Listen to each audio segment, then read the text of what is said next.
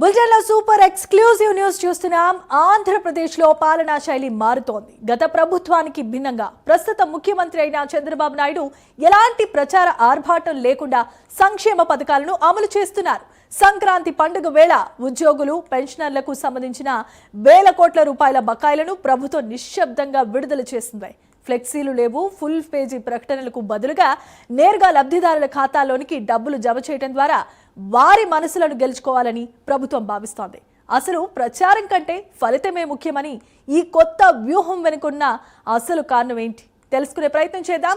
ఇదే అంశానికి సంబంధించి మరిన్ని అప్డేట్స్ ను అందించడానికి మా కరెస్పాండెంట్ శ్రీహరి లైవ్ ద్వారా సిద్ధంగా ఉన్నారు. శ్రీహరి, చెప్పండి. రైట్ జమీమా, ఏదైతే రాష్ట్ర ప్రభుత్వం కూటమి ప్రభుత్వం అధికారం చేపట్టే ముందు ఏదైతే ఉందో ఎన్నికల సమయంలో పెద్ద ఎత్తున ఓ పక్క సీఎం చంద్రబాబు, అదేవిధంగా మంత్రి నారా లోకేష్, అదేవిధంగా ఉప ముఖ్యమంత్రి పవన్ కళ్యాణ్ ఎవరైతే ఉన్నారో వీరు కూడా అప్పుడు ప్రతిపక్షంలో వీరు చేస్తున్న పాదయాత్రలు అవనివ్వండి, లేదు ప్రచార సమయాల్లో పెద్ద ఎత్తున ఉద్యోగులకైతే హామీలు ఇచ్చారు. అయితే ఈ నేపథ్యంలో అంటే పెండింగ్ బకాయిలు గతంలో ఉన్న ఏవైతే ఉన్నాయో ఆ పెండింగ్ బకాయిలన్నిటినీ కూడా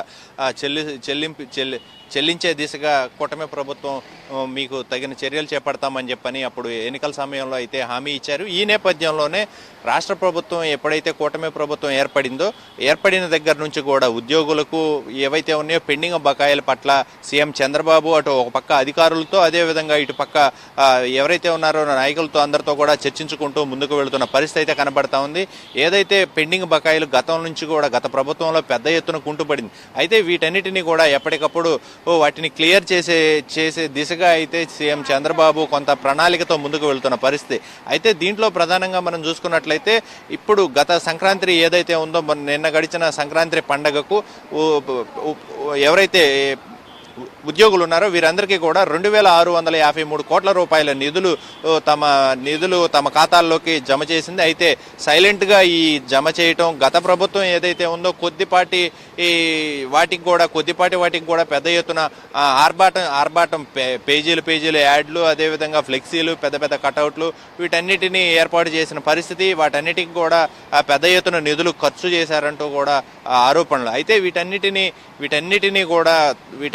కూడా ఎక్కడ తావివ్వకుండా పెద్ద ఎత్తున నగదు ఎవరైతే ఉద్యోగులు ఉన్నారో ఉద్యోగుల ఖాతాల్లో జమ చేసింది ఇప్పుడు ఈ చంద్రబాబు సర్కార్కి. అయితే దీంట్లో ప్రధానంగా చూసుకున్నట్లయితే ఏదైతే ఉందో ఉద్యోగులందరూ కూడా పెద్ద ఎత్తున సంతృప్తి పడుతూ కూడా వారందరూ వారి పని ఏదైతే ఉన్నాయో ఈ పెండింగ్ పనులన్నిటినీ కూడా త్వరితగతిన క్లియర్ చేసేందుకు కూడా వారు కూడా కొంత సమాయత్నం అవుతున్న పరిస్థితి. అయితే దీంట్లో ప్రధానంగా చూసుకున్నట్లయితే ఈ ఉద్యోగుల ఎవరైతే ఉన్నారో ఉద్యోగుల ఖాతాల్లో నగదు జమ చేయడం కూడా ఉద్యోగులు చాలా ఆనందాన్ని వ్యక్తం చేస్తున్న పరిస్థితి.